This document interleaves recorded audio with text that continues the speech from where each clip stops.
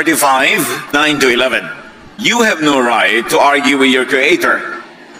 You are merely a clay pot shaped by a potter. The clay doesn't ask, why did you make me this way? Where are the handles? Children don't have the right to demand of their parents, what have you done to make us what we are? I am the Lord, the Creator. Don't you dare question me about what I have done. Napakahalaga na matanggap natin ang kalooban ng Diyos sa ating buhay at ang kanyang magandang layunin. Ang pag-aaral natin ngayon, pinamagatan, Because God Creates People. Dahil ang Diyos ang lumilikha sa tao, ano ang dapat nating maging ugali at asal? Panginoon, salamat dahil kayo po ang lumikha sa amin at kayo ang patuloy na gumagabay sa amin. Buksan niyo po ang aming mata at isip para maunawa kung anong ibig sabihin na kayo ang manlilikha at hindi kami. Lead us, teach us, empower us to understand your word so we may apply it in our daily lives. Ama namin, kayo pong inihiling namin maging tagapangaral, walang iba. Gamitin niyo lang ang inyong lingkod bilang kasangkapan, pero kayo po ang siyang mangaral. Lead us, teach us in the name of Jesus, your Son, our Lord, our Savior and friend. Psalm 139, 13-16. You are the one who put me together inside my mother's body. And I praise you because of the wonderful way you created me. Everything you do is marvelous. Of this, I have no doubt. Nothing about me is hidden from you. I was secretly woven together deep in the earth below. But with your own eyes, you saw my body being formed. Napakalalim ng pagkaunawa ng psalmist ng umawit na ito sa kahulugan na ang Diyos ang lumikha sa kanya. Sabi niya, kayo ang lumikha sa akin, kayo ang bumuo ng aking pagkatao, nung pamang ako'y dahan-dahang nabubuo sa sinapupunan ng aking ina. At dahil lahat ng inyong ginagawa ay napakaganda, wala akong kaduda-duda. Wala namang nalihim tungkol sa akin o ako'y nililikha kasi kayo ang lumikha sa akin. Nakita nyo at kayo ang gumawa ng lahat ng ginagawa sa akin. So not anyone else, but God is the one who creates people. God lang ang creator. Satan is a destroyer, a thief, but not a creator. God lang ang lumilikha ng lahat ng nilikha. God creates and therefore knows. God knows and therefore accepts people for who or what they are. And this is how God made them. Sapagkat ang Diyos ang lumikha sa lahat ng tao, Diyos din ang nakakakilala sa lahat ng tao, kaya Diyos din ang kauna-unahang nagmamahal at tumatanggap sa lahat ng tao dahil siya ang lumikha sa kanila. God creates people wonderfully. Everything God does is marvelous. Ang paglikha daw ng Diyos sa tao ay kamangha-mangha. Ang nilikha niya at produkto ng paglikha ay kamangha-mangha. Kaya lahat ng ginagawa ng Diyos ay kahanga-hanga. At kung ito ang sinasabi ng salita ng Diyos, sino tayo para magsabing hindi kahanga-hanga ang iba? Sino tayo para magsabing mali ang pagkakalikha sa iba? Dapat nating suriin kung ano ang pamantayang ating ginagamit, anong standards ang ina-apply natin, bakit hindi tayo nagagandahan sa iba? Samantalang Diyos ang may likha at ang lahat ng likha niya may angking kagandahan. So either tayo ang mali o ang Diyos ang mali pag napapangitan tayo at namamalian sa mga nilikha niya. At syempre wala naman dapat contest yan. Alam nating laging tama ang Diyos. So pagdudahan natin ang ating mga sarili kapag hindi tayo nagagandahan sa kanyang creation. Dahil Diyos ang lumikha at pag Diyos ang lumikha, maganda ang nilikha. If it is God who creates people, if it is God who creates people wonderfully, then we should respect, appreciate, and even celebrate the Creator and the creation. And it means that we should respect, appreciate, and celebrate others, even those who are different from us. And we should also respect, appreciate, and celebrate ourselves, because we too are God's creations. And God is not a God of sameness. God is God of variety. Kaya iba-iba ang tao, iba-iba ang talino, iba-iba ang galing, iba-iba ang ugali ng tao. Hindi ko mukaiba mo ng ugali ay mali na siya dahil ikaw ang tama. Napakakitid ng pag-iisip ang ganong uri ng pananaw. Psalm 139:16. Even before I was born, you had written in your book everything I would do. At ito ang pinaniniwalaan ng iba na pinagsasaligan, sinasandalan ng paniniwala nila na mayroong kapalaran ang tao na nakaguhit na may tadhana. Dahil sabi, bago pa man ako sinilang, isinulat mo na sa iyong aklat ang lahat ng aking gagawin. Siyempre, ang Bible ay poetic language and poetry sometimes employs exaggeration. Hindi naman kailangan napaka-literal ng paglapat ng mga sinasabi ng mga talatang ito.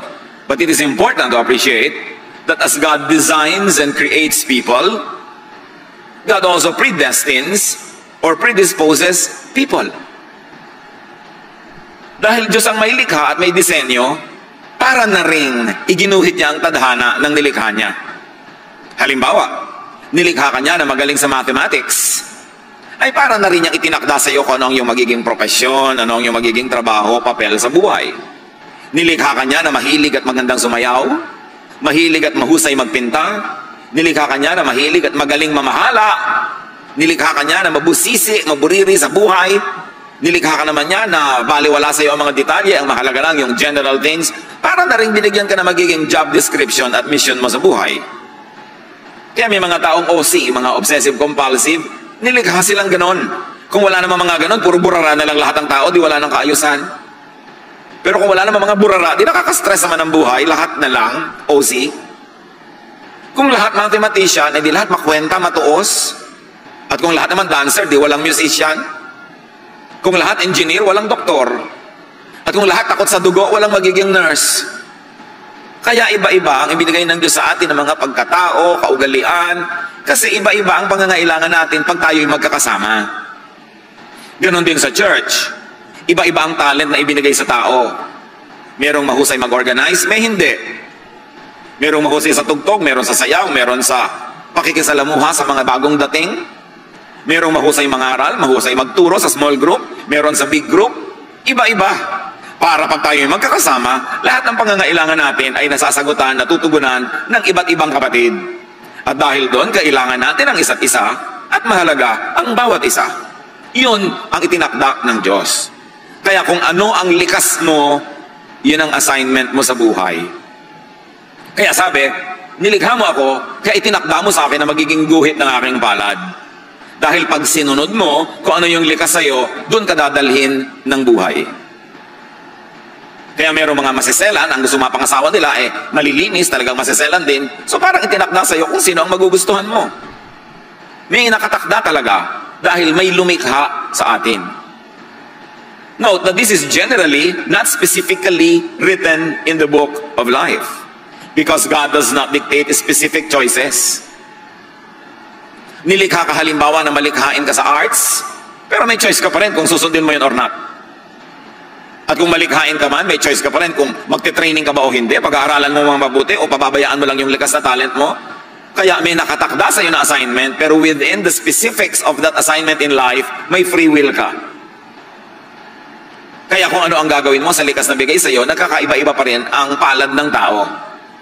Pare-pareho kayo halimbawa magagaling, pero yung isa nag-aral, nag-training, nagpakadalubhasa, magiging iba ang role nyo sa buhay. Magiging assistant ka siguro niya pagdating ng araw, pero nandun ka pa rin sa area na yon. At maraming tao ay maralita, dukha, miserable, hindi successful, walang bunga sa buhay, kasi pinipilit nilang mag-operate sa isang larangan ng buhay na hindi naman yun ang disenyo sa kanila ng Diyos. Meron naman na parang ang dali-dali magtagumpay, ang dali-daling mamunga. Kasi nasa area sila where they are gifted by God, tas dinevelop pa nila, nagsanay pa sila, dumadali tuloy o nagmumukhang madali. Pero hindi idinidikta ng Diyos ang bawat hakbang, bawat desisyon na gagawin mo. Pero meron ka ng parabagang hilig na kung susundin mo, dun pupunta ang iyong mga desisyon. But the details are up to you, and that is where free will operates. Pero walang free will na halimbawa, hindi ka naman talaga gifted sa numbers, kahit anong pagtitiwa-tiwari kang gawin mo, hindi ka magiging successful engineer. Kasi ginagamit mo yung free will mo sa maling part na hindi naman ka doon inassign ng Diyos. Therefore, God pre-assigns a general area in your life, and the details of those depend on your free will. Kaya merong interaction, ang will and sovereign will of God, and the individual will of each person. Occasionally, God is known to inspire. Occasionally, God is known to direct, specifically, especially the men and women that He uses for special missions. But that is not always the case. Normally, the given are inborn traits. Mentality, what we call nature. What scientists call genes. Meron talagang nakatakda na magiging general character mo depending on your genetic makeup. Magtataka ka, bakit magkapatid ito, magkaiba ng ugali? Ang dami-daming lolo't lola from mother and father side na pwedeng pagkuhanan ng ilong, pagkuhanan ng tenga, pagkuhanan ng kalinisan, pagkuhanan ng ugali, kaya nagkakaiba-iba kahit magkakapatid. Kasi napakayaman ng genetic pool na panggagalingan ng pagmamanahan. Kaya kung minsan sasabihin mo, yung ate mo mana sa lola mo sa father side. Ikaw mana ka sa lolo mo sa mother side. Kasi maraming pinagkukuhanan pero galing pa rin sa the same genetic pool. Up to a point, nature could be fine-tuned. Could be developed. And they call it could be nurtured. Nature mo na dancer ka. Tapos may kakaya naman ng mga magulang mo o meron silang dedication na i-develop ka, in-enroll ka sa dance school, binigyan ka ng mga tutor, ibinibili ka ng costume, pinapasali ka sa mga program, yung nature mo na-nurture pa. Kaya lalong tumingkad, lalong na-develop. Yun namang isang kapitbahay nyo na may the same nature, pero hikaho sa buhay, hindi na itustusan, hindi na-develop. Meron din siyang innate talent, pero hindi siya na-develop kasi hindi siya na-nurture. Pareho kayo ng nature, magkaiba ng nurture, magiging magkaiba ang bunga. Pero, yung hindi na nurture, ganun pa rin ang nature niya, hindi pa rin yun na iba. Kaya marami sa atin, ang nakikita natin sa kapwa, hindi yung tunay na pagkataong nilikha para sa kanya ng Diyos, kasi nadiktahan siya ng karukhaan, kahirapan, lack of nurture, kaya hindi lumalabas yung pinakalikas na gusto niya. Anak, anong gusto mong pag-aralan? Gusto ko pong mag-aral ng museum and theater management. Sasabihin ng nanay, anong trabaho makukuha mo dyan? Ewan ko po. Gusto ko mag-aaral ng theater arts. Mapagkakaperahan ba yan? Gayahin mo na lang ang tita mo, nag-nursing. Ayun, nasa Amerika na, malaki kita. Hindi ko naman po hilig, takot ako sa dugo. Mag-nurse ka para mo ko mabigyan ng sustento pagtanda ko. O yun, naging nurse. Napilit sa nurture, pero hindi yun ang nature. Don't expect na maging outstanding nurse yun. Napilit din, pero hindi yun ang likas. Gaano sa atin karami ang napilitan lang sa napagsidla natin sa buhay. Kaya kalaban natin mga kapatid ang kahirapan. Kasi kumisan dahil sa kahirapan, ang inuuna natin economic survival, not the human development. Hindi yung pamumukadkad at pamumulaklak ng tunay na pagkatao. Kasi survival at ilalagay sa sikmura ang inuuna natin dahil sa pangangailangan. You cannot be what you were not designed to be. Tulad ng ang orchid ay hindi pwedeng maging cactus. Katulad ng ang isdang tabang ay hindi pwede mag-survive sa maalat na dagat. Lahat tayo ay merong dapat kasidlan at tungkulin ng mga magulang at ng mga sariling may katawan na hanapin kung ano yon dahil yon ang kalooban ng Diyos. You could only be what you were created to be. How people think, what people are disposed to choose and to do could be God's design, God's creation, therefore God's will. Mahirap tanggapin kung minsan na itong taong kakaiba kong mag-isip ay nilikha ng Diyos na ganon. Kasi gusto nating isiping tayo lang ang nilikha ng Diyos, tayo lang ang tama, at lahat ng hindi natin kasundo, iba ang paraan ng pag-iisip ay hindi nilikha ng Diyos. Pero lahat ng tao ay nilikha ng Diyos. Do not give to Satan an honor that he does not have, na siya ay creator, hindi siya creator. Yan ang problema ng mga relihiyon. Pag iba ang paniniwala ko sa paniniwala mo, demonyo ka at ako lang sa Diyos. Ganon din ang makitid na pag-isip ng maraming tao, magkaiba kami ng ugali ng kapatid ko, therefore mali siya, kasi syempre, ako ang tama. Kakitiran. No matter how much people misunderstand and disagree with the design was made by God, and it is marvelous and wonderful. Kung minsan, mata lang natin na nagkukulang para makita yon. Maraming magagandang tanawin, hindi mo lang nakikita kasi malabo ang iyong mata. Kung minsan sa isang kwarto, ang dami-daming hiyas, ang dami-daming magagandang muebles, hindi mo nakikita kasi walang ilaw. Pero nandun. Kaya mahalaga ang kaliwanagan. Kaliwanagan ng isip, ng puso at ng pananaw para makita natin ang magandang kalooban ng Diyos. Kahit pa sa simula ay parang hindi yun ang kalooban ng Diyos dahil hindi yun ang gusto natin o hindi yun ang pinaniniwalaan natin sa buhay. Matthew 19:11-12, Jesus replied, "Not everyone can accept this word, but only those to whom it has been given. For there are eunuchs who were born that way," meaning there are eunuchs who are eunuchs by nature. "And there are eunuchs who have been made eunuchs by others, so they have become eunuchs by nurture. And there are those who choose to live like eunuchs, Therefore, they are eunuchs or free will or personal choice nila for the sake of the kingdom of heaven. The one who can accept this should accept this. Eunuchs are male persons who are deprived of their sexual development so that they could serve the female members of royal families. Kinakapon sila maaga pa lang. And because of that, they don't develop fully as males. At sabi ni Jesus, may mga eunuch na born that way. Kahit na hindi mo yan ginawang eunuch, eunuch talaga siya. Meron naman na kinapon nyo kasi, kaya naging eunuch. At meron naman, kalooban niya, gusto niya, hindi niyo pinilit, pero yun ang gusto niyang maging papel sa buhay. Therefore, naging eunuch siya. Sabi ni Jesus, the one who can accept this should accept this. There are people who are born that way, there are people who are made that way by their environment, and there are people who choose to be that way. Those who choose can chase their choice. Those who are made can be unmade, but those who are born that way can never be changed.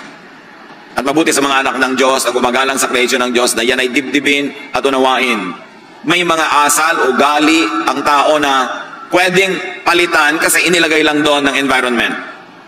Meron naman pwedeng magpalit kasi pinili lang niya na gawin ang ganun, maging ganun siya. At pero merong hindi pwedeng palitan kasi born that way. So hindi lahat ng tao pwede mong baguhin.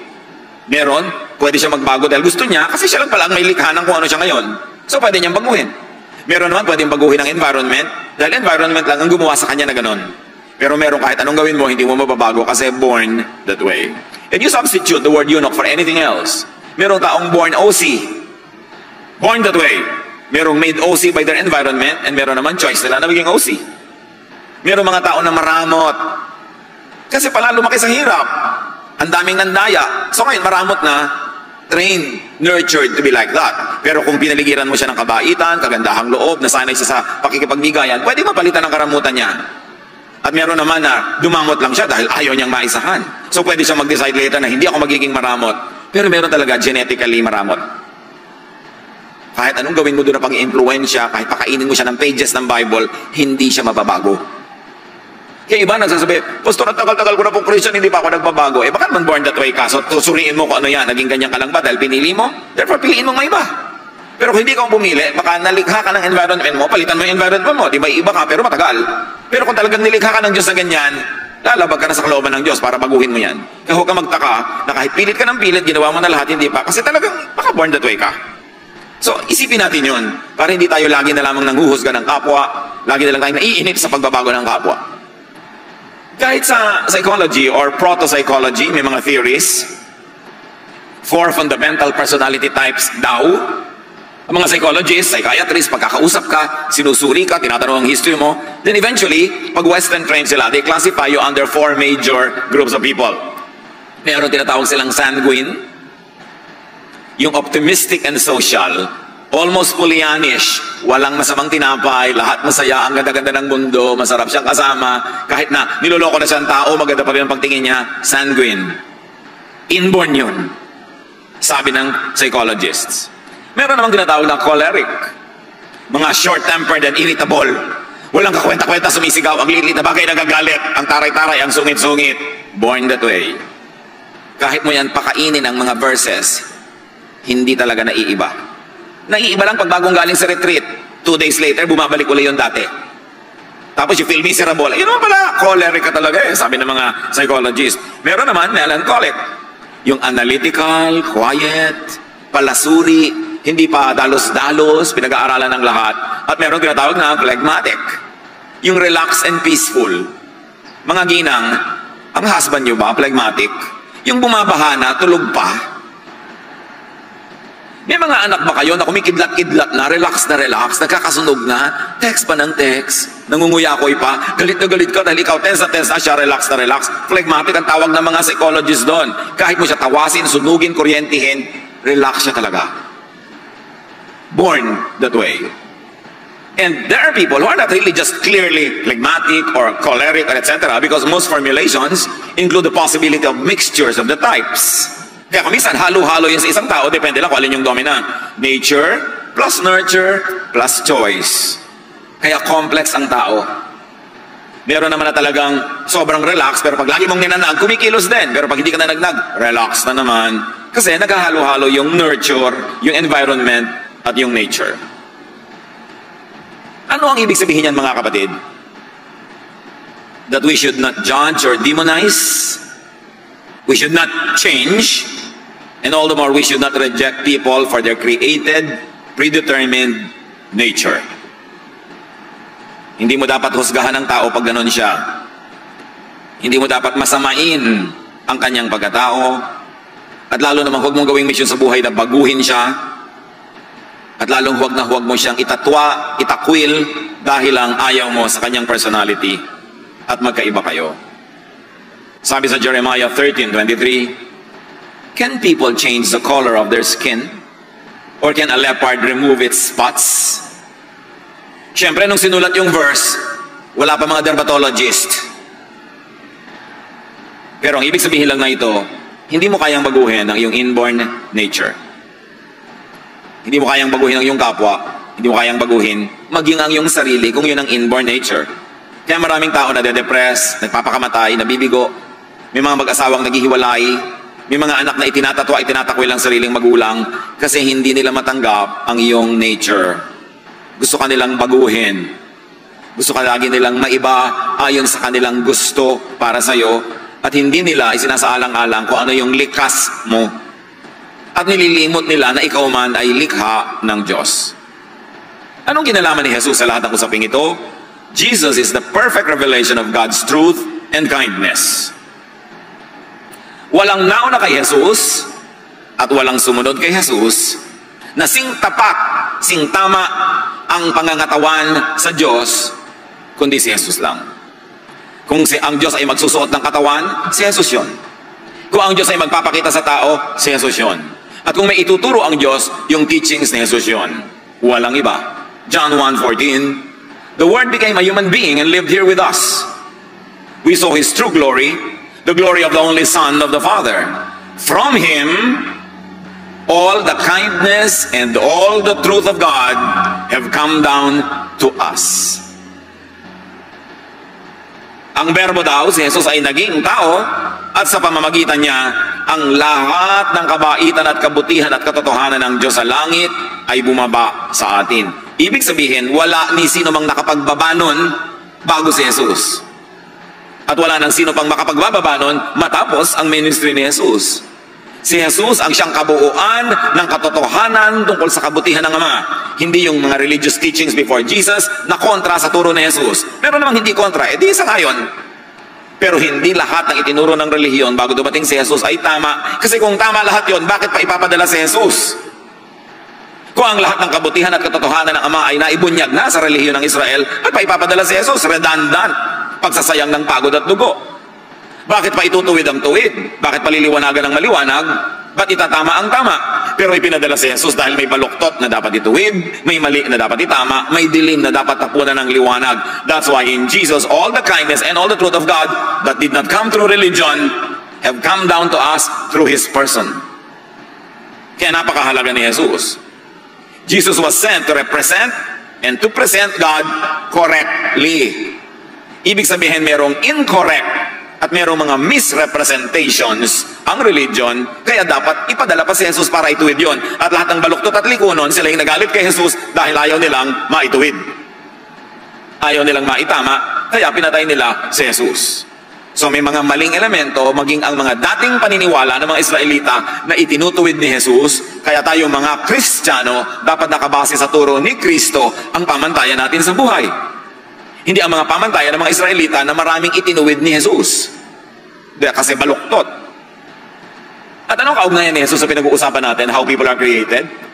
Do not judge or demonize. Do not change. Do not reject people that Jesus does not reject. Kung si Jesus ang kabuuan ng buong kabutihan ng Ama, kung si Jesus ang kinatawan ng katotohanan ng Ama, therefore ang minahal niya ay dapat nating mahalin. At ang hindi niya itinakwil ay di natin dapat itakwil kasi siya ang perfect representation of the kindness of God. So kung may nire-reject ang law of Israel na hindi nire-reject ni Jesus, hindi natin kailangang patuloy na reject yan. At kung may minahal si Jesus na hindi minahal ng law of Israel, dapat nating mahalin because Jesus, not the law, is the perfect representation of God. Jesus, not the traditions of religion, is the perfect representation of God's kindness. Therefore, Jesus is the standard Pag pinag-aralan natin ang gospel, malalaman naman natin dun alin ba ang batas na pinairal at alin ang hindi at pinalitan ng pag-ibig. Sino ang pinagalitan, sinong tinanggap, sinong minahal. At tayong tumatawag sa sarili natin Kristiyano, wala tayong ibang dapat sundin kundi ang halimbawa ni Kristo. Jesus is the measure of all things. Jesus is the Son of God. Jesus is our Savior. Jesus is the one who resurrected from the dead and saves us. Therefore, siya ang dapat nating tularan. Don't force people to live outside of their God-given design or nature, because Jesus did not do that. Forcing people to be what they are not breaks people's hearts and personalities. It also breaks relationships, and it could also break God's design. Mga magulang, meron ba kayong itinatakwil na anak dahil hindi nyo gusto ang kanyang pagkatao? Bakit kayo ba lumikha sa tao na yan? Diyos ang lumikha dyan, ipinagkatiwala lang sa atin para ating mahalin at palakihin. At ang mga magulang ang kauna-unahang merong ministry to accept their children. Kung ang sariling magulang magtatakwil sa anak, sino pa nga asahan nating tatanggap sa kanya? Husband and wife. Kung kayo ang magre-reject sa ugali ng husband o wife nyo, sino pang tatanggap? Kayo ang magkabiyak. Huwag kayo magpapakasal kanino man na inaasahan nyong mababago siya ng inyong pag-ibig. Hindi mangyayari yon. Pag nagpakasal kayo kanino man, dapat tanggapin nyo siya dahil sa inyong pag-ibig sa kanya. Hindi dahil pipilitin nyo siyang dahil mahal niya kayo, dapat siyang magbago according to your specifications. Kung kayo'y may asawa na, pag-aralan ninyong ma-appreciate at mamahal, maging ang ugali niyang sa simula'y ayaw nyo. Huwag niyong paggurin ang sarili nyo at ang inyong asawa para siya magbago according to what you like, kasi wala namang nagtatagumpay sa pagpapabago sa asawa. Meron ba? Bakit nananatili ang mag-asawang magkasama? Hindi dahil nabago ko siya according to my wishes, kundi dahil tinanggap ko siya. At hindi dahil hindi siya nagkakamali, kundi dahil pinapatawad ko pag nagkakamali siya. This is the way of Jesus. The way of rejection is the way of the Pharisees. Sarili mong magulang, itatatwa mo dahil ayaw mo ng kanyang ugali, hindi mo gusto yung kanyang asal. Bakit ikaw ba lumikha sa kanya? Yun ang ministry ng pamilya, tanggapin ang bawat isa. Mahalin. Meron man kayong disagreement, kahit nasa sarili natin may disagreement tayo. Di ba, kung din nagdadalawang isip tayo, nagdadalawang loob. Magkaiba rin ang gusto ng sarili nating isip. Kaya ang mahalaga, dibdibin natin kung anong ibig sabihin na maging Kristiyano. Ang Kristiyano, minamahal, tinatanggap ang kapwa, at ipinapasa Diyos kung paano ma-develop ang kapwang ito. But remember, the development is still within the natural personality. Nag-i-improve lang siya within the same department, pero hindi siya pwedeng lumipat ng department ng personality according to how he or she was born. It is important. Psalm 139, 1-5, sa pagpapatuloy. God, you have looked deep enough into my heart, and you know all about me. You know when I am resting or when I am working. And from heaven you discover my thoughts. You notice everything I do and everywhere I go. Before I even speak a word, you know what I will say. And with your powerful arm, you protect me from every side. Sabi niya, Diyos ko, kilalang-kilala niyo ako. Pagkalalim-lalim ng pagkakakilala niyo sa akin, iniisip ko palang alam niyo na. At bago bumukas ang bibig ko, alam niyo na sasabihin ko. You know why? Because God designed you. Because God made you. And you are wonderful. Your son, your daughter is wonderful. Your husband, your wife is wonderful. Your mother, your father is wonderful. Because God created us all.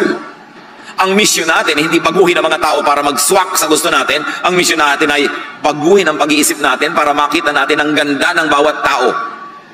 Siguro hindi natin makikita ang buong personality niya na 100 maganda. Hanapin niyo kung alin yung nagagandahan kayo at yun ang titigan. Yun ang palakihin. Yung tama, hindi yung mali. Yung gusto nyo, hindi yung ayaw. Kasi kung papalakihin natin yung ayaw natin, malalayo ang ating loob, mamaya maghihiwa-hiwalay na tayo sa buhay, at kahit magpapalit-palit kayo nakasama buong buhay, tatanda na lang at kakamatayan nyo na wala pa rin kayong nakasundo. Napakahalaga yung importanteng turo ni Jesus to love and accept people. And if ever there will be changes in their lives, and there should be, because we grow from glory to glory, let God be the agent of that change, not us. Hindi yun na ipipilit, hindi na igigiit. Nangyayari yon kung may pagbabago sa loob ng puso ng tao at spirito lang ng Diyos ang nakakagawa nun. God doesn't even change people. Bakit? If God changes people, di kasalanan niya yung mga ibang hindi nag-change. Kaya pas sinabi mong binago ako ng Diyos, talaga? Ba't yung iba hindi binago ng Diyos? Di kasalanan ng Diyos, hindi niya binago yun. Nagbabago tayo pag nagkakaroon tayo ng kaliwanagan. Pagkaunawa, nagkakaroon tayo ng desisyon to improve our ways. But you cannot change your inborn nature. You can only change what was nurtured in you. What you learn, you can unlearn. What was programmed into you, you can deprogram. But your inborn nature, you cannot change that because that is God's call. That is God's decision. Kaya kung hindi ka talaga talented sa chemistry, kahit anong pilit mo, hindi mo matatandaan kung anong ibig sabihin ng NaCl. Kaya huwag mo nang tandaan. Total, marami kang ba ibang natatandaan sa buhay, yun ang strength mo. Doon ka na lang. Leave chemistry to the chemists. That's why we need one another. Because God knows people, God accepts, God loves, and God protects people from every side, from others, even from themselves. He protects what He created in people. At ito ang problema sa maraming relihiyon. Most religious ministrations are aimed at changing rather than accepting people. Jesus accepted people first. And then eventually those people improved within what is allowed by their inborn nature. Nakakatakot tuloy sumama sa retreat. Kasi sabi sa retreat, 2 days that will change your life. Does everybody really want to change? E paano kung 2 days where you will experience God's love and acceptance? Dami sasama. E pero pupunta ka sa church, yung mga usherette nakairap sa'yo pagka hindi conservative ang damit mo. Nasa pinto ka pa lang, gusto ka nang baguhin. Nakakatakot. Hindi ganon si Jesus. Ang unang-unang ginagawa ni Jesus, kung ano ka man, as is where is, tinatanggap ka muna. Minamahal ka muna. At kung naramdaman mo na ang pag-ibig na yon, na-inspire ka na, ikaw na ang mag-i-improve sa iyong sarili sa tulong ng Diyos. Pero hindi ka magpapalit ng anyo dahil yun ang inaasahan ng committee, dahil yun ang inaasahan ng mga nakakaalam, merong power over you. Kasi hypocrisy lang yon. Dapat galing sa loob, likas, bukal sa loob. Yun ang pagbabagong totoo at magtatagal. What are the unpleasant results of rejection and trying to change people? Alienation. Nagkakalayo-layo ang loob. Judgmentalism. Because your tendency is to judge everybody that you don't agree with or sa tingin mo ay mali. Kakambanyan, self-righteousness. On the part of the so-called normal or righteous. Alam niyo, ibig sabihin lang ng normal, majority. Hindi ibig sabihin correct. So pagka kayo ay kabahagi ng mga 70 to 80%, kayo ay normal. Hindi ibig sabihin ng normal, correct. Ibig sabihin lang, marami kayo. Pero siyempre, ang kabaliktaran ng normal, yung konti, abnormal, ang tingin na ugagad natin, wrong, abnoy yan. Bakit? Kasi kakaiba siya mag-isip. Diba? Abnoy yan, ibang klase siyang magprito ng itlog. Ibang klase siyang magtalok ng kamatis. Abnormal yan. Mali agad. Kasi ang tendency ng normal, i-judge yung abnormal. Pero alam niyo kung sino pinakisamahan ni Jesus ng todo-todo? Minahal, sinagip, yung mga dinatawag na abnormal. Yung latak ng lipunan, yung itinapon ng lipunan, yung nire-reject ng church, ng temple, ng synagogue, yung nilalayuan ng mga normal, yun ang mga pinuntahan ni Jesus. Hinipo niya yung bangkay, pinuntahan niya yung possessed. Minahal niya yung babaeng gustong batuhin ng mga normal. Kasi abnormal yung buhay ng babae na siya ay living in adultery. Ang pinuntahan niya sa Jericho, si Zacchaeus na abnormal. Ka-Israelita, kumakampi sa Romans, tapos chief tax collector pa. Ang mga pinuntahan ni Jesus, ang mga crowd ni Jesus, sabi nga ng mga Pharisees, tax collectors and sinners, the abnormal. Kaya kung abnormal ka, alam mo ng love ka ni Jesus, thank you na lang. Salamat. Kasi ang totoo, lahat naman ng tao may kaabnoyan, nakatago lang. Ilang tao ang baliw out of 10? 10 ang baliw. Iba-iba lang tayo ng department ng kabaliwan. Iba-iba ng panahon. Kaya kung yung kapwa mo nababaliw-baliw ngayon, unawain mo na lang, bukas ikaw naman. May tao bang hindi baliw? May taong baliw na baliw sa apo? Apo na ang pinakamaganda. Kahit natatakot yung iba. Ang sarili niyang anak, mutyang-mutya, pinakamatalino, pero kahit ang pinakamababa ang grade. Kabaliwan yon, di ba? May mga babaeng bumibili ng bag na 3 milyong piso, hindi ba kabaliwan yon? Pero gusto niya, trip niya, hindi naman niya ninakaw. Sino ka naman para mag-judge? Yung bag mo nga, 50 pesos, pero fake naman yung brand. Hindi ba ka-abnormal lang din yon? Lahat ng tao abnormal. Pag nagsimula tayong tanggapin yon, you will relax. You will love more. You will be more like Jesus. Pero pag pinarusahan mo ang tao na nagtatapat tungkol sa kaabnormalan niya, ang tuturuan mo siyang magtago, kumailalim, maging hypocrite para hindi maparusahan. At yan ang ayaw ng Diyos, hypocrisy. Ang Diyos ay doktor. Ang pasyente naguhubad sa harap ng doktor. Sinasabi lahat ng sakit niya, lahat ng history niya. Kasi pag hindi ka naging totoo, paano ka gagamutin? At sa atin din, kung itinatago natin lahat ng ating mga bakaho, ang ating mga kahinaan, ang ating mga kabaliwan, paano ka mamiministeran? That's why you always say that the church is a place of a hospital for sick people. It is not a display window for perfect merchandise. Kaya dapat wala na pagkukunwari. Kaya lang, nagkukunwari ka kasi paparusahan ka pag nalaman ng tao kung ano yung totoo. But that is not the spirit of Jesus. That is not the Christian community. That is a community of religious hypocrites. Kaya dapat talagang salain, linisin, ligligin ng church para maging totoo sa pag-ibig ni Jesus. Pagka ang mga tao will reject one another for their reality, you will give them imposed hypocrisy and needless guilt.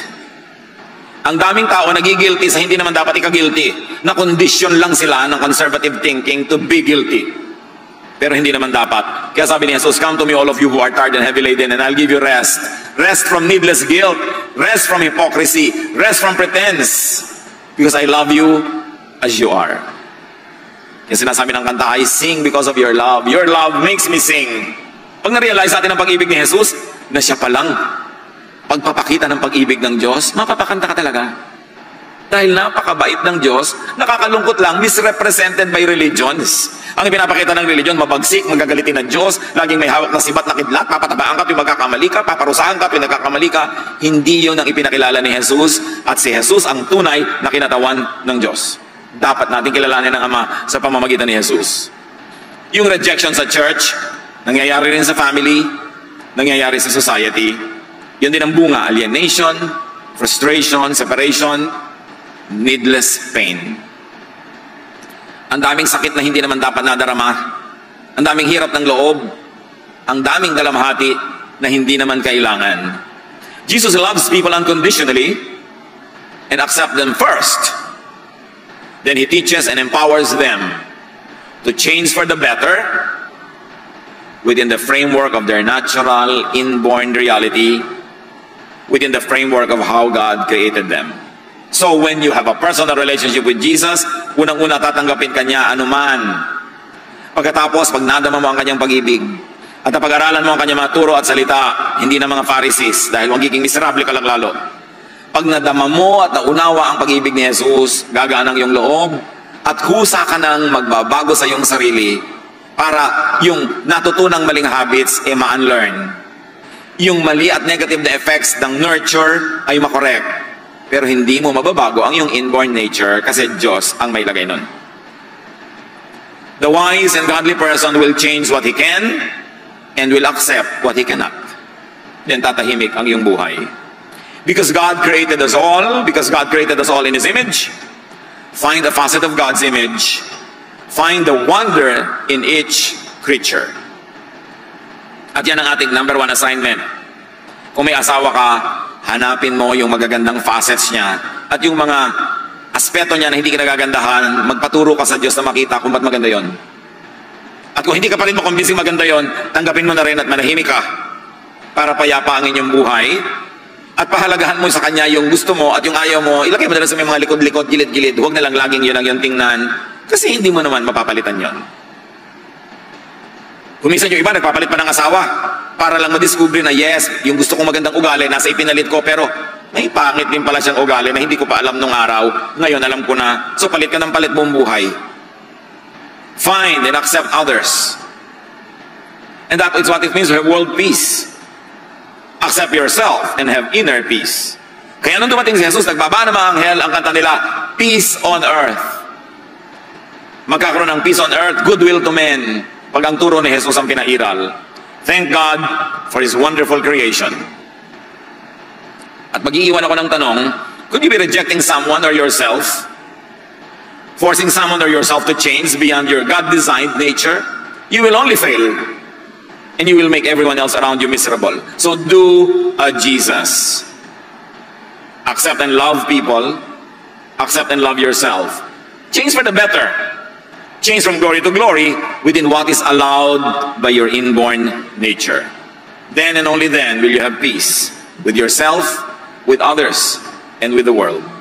Turuan niyo po kami, Ama, na makita kung saan kami maaaring nagkukulang sa ganitong mga katuruan. Ipamukha niyo sa amin kung nagkakamali kami to reject people, to force people to change, to impose our values, beliefs, ideas on others. Teach us to do a Jesus, to love first, to inspire and to empower, and to leave to the person and to you, O God, whatever developments can still happen within the framework of people's inborn nature. Turuan niyo kaming tanggapin ang hindi pwedeng mabago at baguhin ang pwedeng baguhin. Give us the wisdom to know the difference so we will be peaceful, even happy in our lives. Pagbulay-bulayan natin ang kahulugan nito sa ating family life, church life, sa ating society. Do a Jesus. Dear Lord, as your people remain silent before you for a while, finish this message. Give everyone very practical, doable applications. Let's be with the Lord in silent reflection.